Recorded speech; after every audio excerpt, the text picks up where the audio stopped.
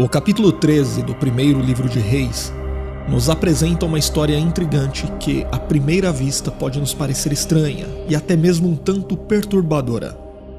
O texto narra a trajetória de um homem de Deus, enviado de Judá a Betel, com uma mensagem urgente da parte do Senhor para Jeroboão I, o rei de Israel. Mas esse profeta acabou desobedecendo as instruções divinas e encontrou um final trágico, nunca mais voltando à sua terra e à sua casa. Muitas pessoas não entendem esta história e até ousam questionar a justiça divina a respeito do que ocorreu com esse profeta. Mas o fato de Deus ter incluído esta história tão triste em sua palavra indica que há algo que ele deseja nos ensinar através dela. Sem dúvida, este episódio nos revela a soberania incontestável de Deus, a seriedade da obediência à sua palavra e as consequências da desobediência.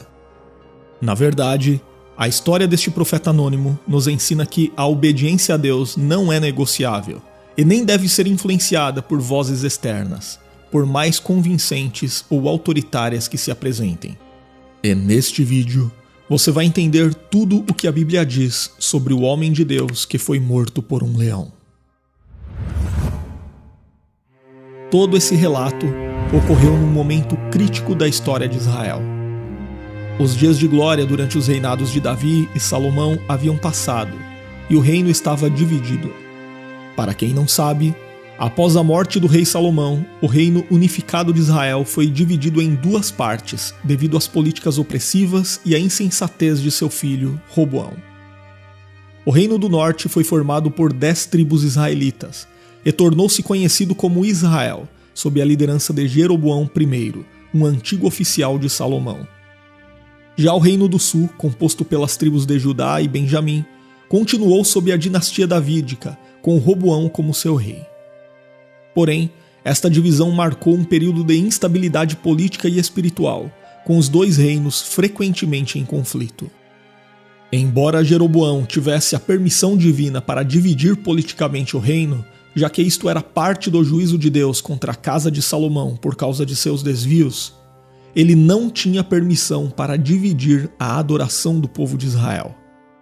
No entanto, ele caiu no erro de querer garantir a continuidade de seu poder em troca de afastar o povo da adoração no templo de Jerusalém. Para isto, ele estabeleceu centros de adoração idólatra em Betel e Dan, introduzindo bezerros de ouro como objetos de adoração e instituindo um sacerdócio alternativo. Essas ações não apenas desviaram o povo de Israel da verdadeira adoração ao Senhor, conforme estabelecido na lei mosaica, mas também representaram uma rejeição direta à soberania de Deus e à sua escolha de Jerusalém como o local de sua habitação especial naquele tempo. Então, esse ato de Jeroboão em instituir uma adoração paralela em Israel era ilícito e merecedor do juízo divino.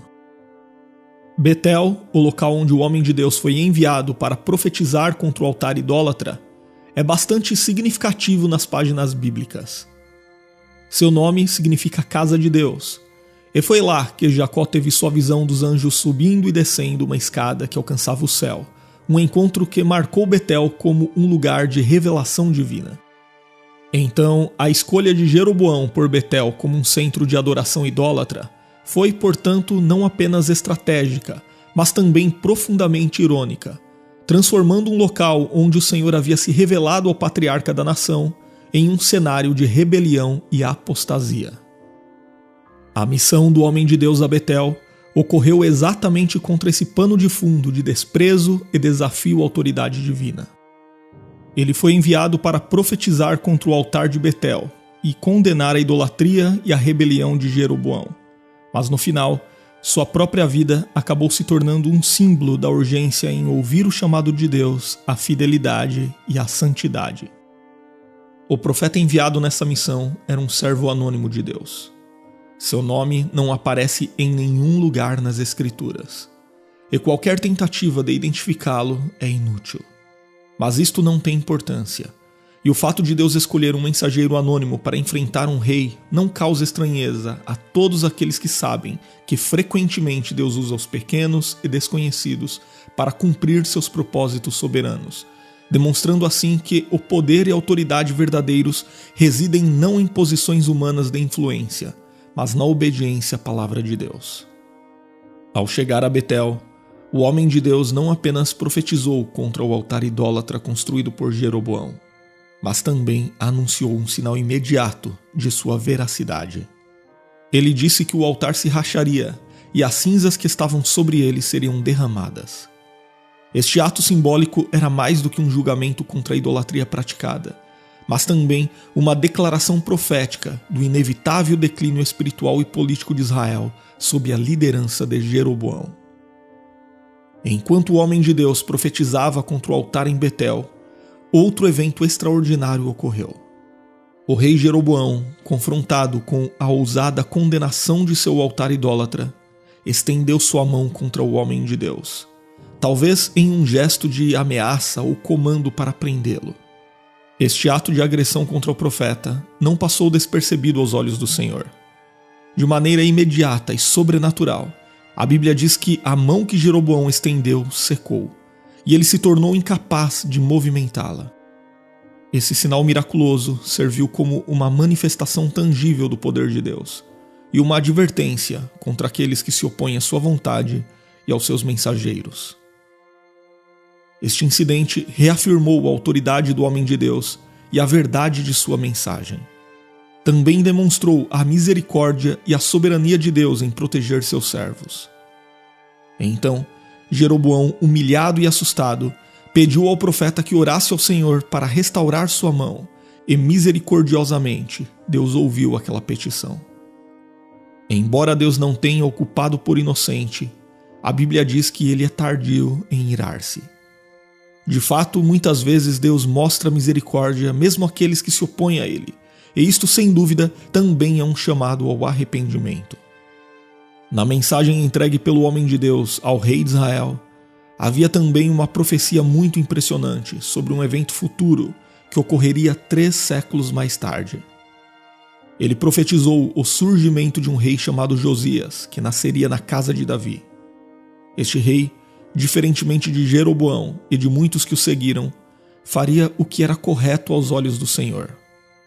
Ele destruiria os altares idólatras e cumpriria a palavra de Deus, atacando a própria idolatria que Jeroboão havia estabelecido. A especificidade desta profecia realmente é algo extraordinário. O rei Josias foi anunciado cerca de 300 anos antes de seu reinado. Isto destaca a onisciência de Deus e sua soberania sobre a história humana.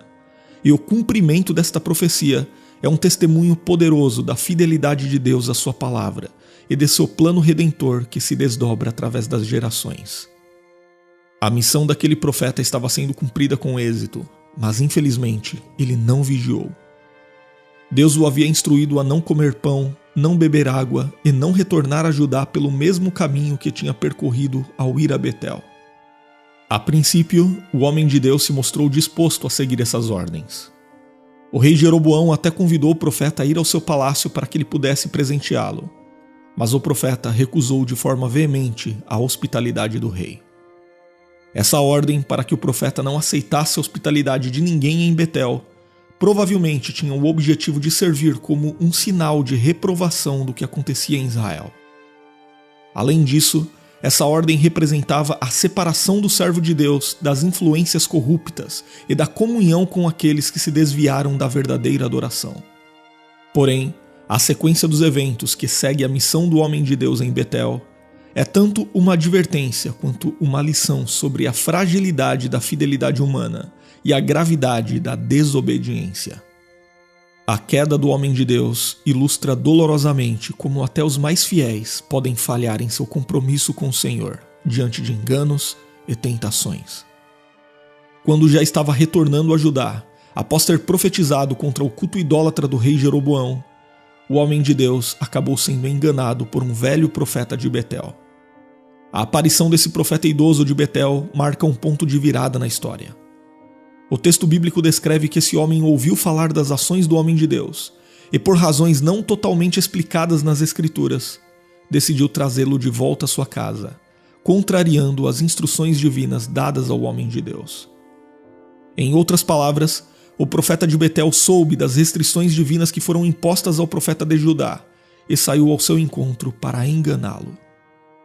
Ao encontrar o homem de Deus, o profeta idoso de Betel alegou ter recebido novas instruções através de um anjo do Senhor, que havia ordenado que ele voltasse a Betel para comer e beber em sua casa. O homem de Deus acreditou naquela mentira e voltou para comer na casa do velho profeta. Esse momento foi crucial, pois revelou a vulnerabilidade do homem de Deus, à influência e ao engano, mesmo esse engano vindo de alguém que parecia ser um companheiro fiel na fé. Ao desobedecer a ordem do Senhor, o profeta de Judá recebeu imediatamente a sentença do juízo divino de que ele não voltaria a Judá e nem seria enterrado com seus antepassados. Logo em seguida, o profeta de Judá retornou ao caminho de sua casa junto do seu jumento, mas foi atacado por um leão que o matou. O corpo do profeta de Judá ficou estendido no caminho. Inclusive, curiosamente, o leão não devorou o profeta e nem o seu jumento. Ao invés disso, o leão ficou parado ali, junto do corpo do homem de Deus e ao lado de seu jumento. Esse detalhe sublinha a natureza sobrenatural do julgamento que recaiu sobre aquele homem. Ou seja, aquilo não foi apenas coincidência ou a mera infelicidade de um viajante que se deparou com um leão furioso em seu caminho, mas foi o derramamento do juízo divino e serviu como um testemunho para todos que passavam por ali sobre a gravidade de desviar-se dos mandamentos do Senhor. Quando o velho profeta de Betel soube do que havia acontecido com o homem de Deus de Judá, ele procurou buscar o seu corpo para enterrá-lo. Obviamente, o velho profeta de Betel entendeu que o fato de o leão não ter devorado o corpo do homem de Deus era um sinal. Assim, ele levou o corpo do profeta de Judá para Betel e o sepultou ali, cumprindo-se o juízo de Deus de que ele não seria enterrado com seus antepassados. No entanto, o velho profeta de Betel reconheceu que aquele homem realmente havia profetizado da parte de Deus, embora houvesse desobedecido ao Senhor. Ele percebeu que tudo o que o homem de Deus havia falado se cumpriria, e pediu para seus filhos que, quando chegasse a hora de sua morte, que eles então enterrassem-no no mesmo sepulcro em que o homem de Deus foi colocado. O registro bíblico termina sem responder muitas perguntas que porventura surgem na mente dos leitores. O texto não explica exatamente por que Deus permitiu que o profeta de Judá fosse enganado, ou por que o velho profeta de Betel, que agiu com engano, também não recebeu o pronto juízo do Senhor. Há coisas que a Bíblia explica, e há outras que ela simplesmente afirma, sem se preocupar em responder os nossos porquês. Afinal, Deus é soberano e não deve satisfação a nenhum de nós. Algumas pessoas tentam questionar a justiça divina nesse episódio, mas quem é o homem, com seu padrão corrompido de justiça, para querer medir aquele que é o juiz de toda a terra? Aqui temos que nos concentrar naquilo que realmente é importante e que está claro no texto. Por exemplo, a morte do homem de Deus não anulou a verdade de sua mensagem. Pelo contrário, ela serviu como um testemunho ainda mais forte da seriedade da obediência a Deus. Além disso, o consentimento do homem de Deus em seguir o profeta idoso e comer em sua casa reflete uma verdade profunda sobre a natureza humana: a propensão que temos à desobediência. A natureza humana é como um objeto penso, inclinado ao engano e à rebelião contra o Senhor. E essa desobediência do homem de Deus foi mais do que um ato de falha momentânea. Foi também uma prova de que o coração do homem é enganoso e necessita de constante vigilância espiritual. A morte daquele profeta através de um leão pode até chocar muitos leitores da Bíblia, mas é inegável que essa história nos leva a refletir sobre nossa própria vulnerabilidade às tentações e a importância da obediência incondicional a Deus. O fato de que o homem de Deus, apesar de sua fé inicial e obediência, caiu diante da tentação, nos lembra que, independentemente de nosso status ou experiências anteriores de fé, somos suscetíveis ao erro e requeremos uma dependência contínua do Senhor através do Espírito Santo para discernir a verdade e resistir ao engano. A Bíblia não esconde os erros e as falhas de seus heróis. Nosso Senhor Jesus Cristo é o único sobre quem as Escrituras testemunham que jamais houve qualquer erro nele. Todos os outros nomes citados na Bíblia foram falíveis. E aqui cabe bem a recomendação do apóstolo Paulo aos crentes de Corinto. Aquele que julga estar de pé, cuide para que não caia. Mas em tudo isto, ainda podemos enxergar a misericórdia de Deus. A história do profeta de Judá nos mostra que, embora possamos enfrentar falhas e quedas, o propósito e a palavra de Deus permanecem inabaláveis e sempre alcançarão sua plena realização. Deus, em sua soberania, pode permitir que seus servos enfrentem consequências severas pela desobediência, ainda que tenhamos dificuldade de compreender estas coisas. No entanto, Ele também é misericordioso, como visto na preservação do corpo do profeta, na forma como aquele homem foi enterrado em Betel, sendo reconhecido como um legítimo servo do Senhor, e em sua profecia final, cumprida sobre Israel. Portanto, mesmo nos julgamentos de Deus, há propósito e providência. A verdade é que ainda estamos no tempo em que o juízo divino se manifesta misturado de misericórdia. Assim, mesmo quando enfrentamos as consequências de nossas ações, Deus está no controle e sua misericórdia sempre está presente, convidando-nos ao arrependimento e à restauração. Além disso, vivemos em um mundo repleto de vozes conflitantes e de mensagens enganosas. A história nos ensina a importância de conhecer a palavra de Deus, de buscar sua orientação em oração e de testar todas as coisas à luz da sua verdade.